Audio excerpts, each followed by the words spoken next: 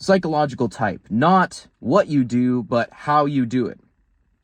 I still hear in the modern typological community absurd ideas, absurd notions like, oh, this person's really into theoretical physics. They must be an intuitive.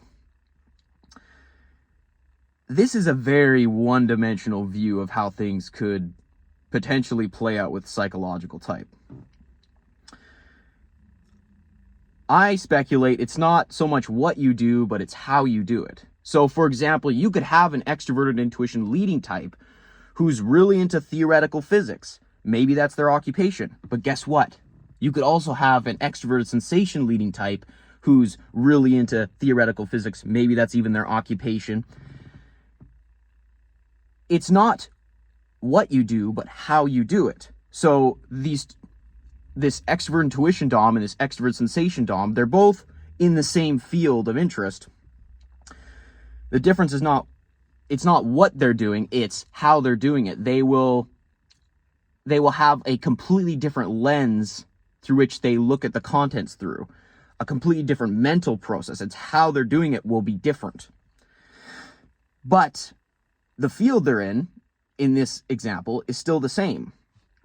So don't operate off the rule of thumb that if someone's really into theoretical physics or some rabbit hole of philosophy that they have to be an intuitive. That's silly.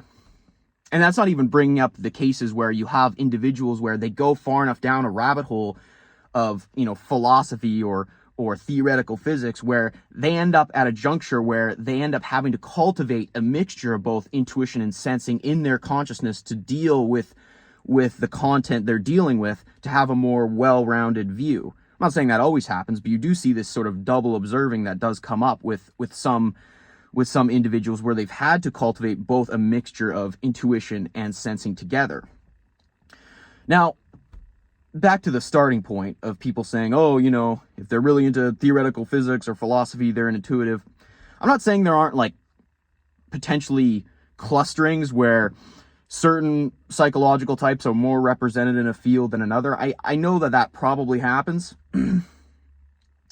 But again, you can't make a rule of thumb of it because there will be types like I said before, like an extroverted sensation lead or maybe an introverted sensing lead where they're into philosophy or into theoretical physics and that's their occupation.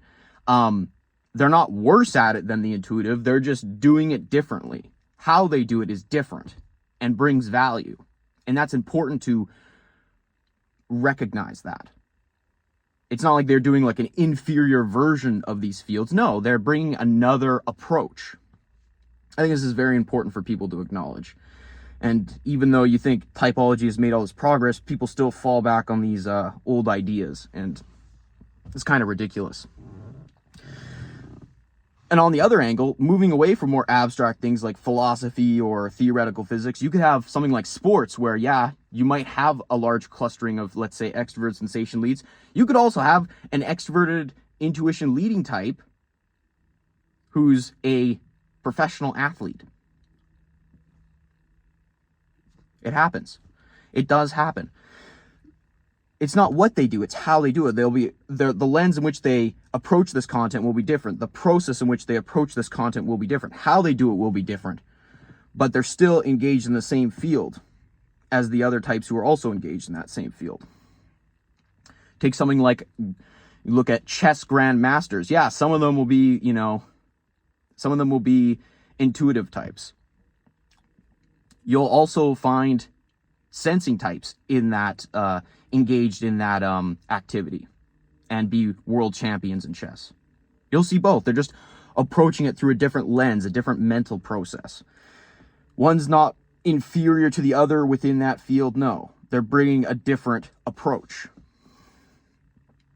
Not what you do, it's how you do it that is different. That's what psychological type is. It's the how, not the what. It's the how.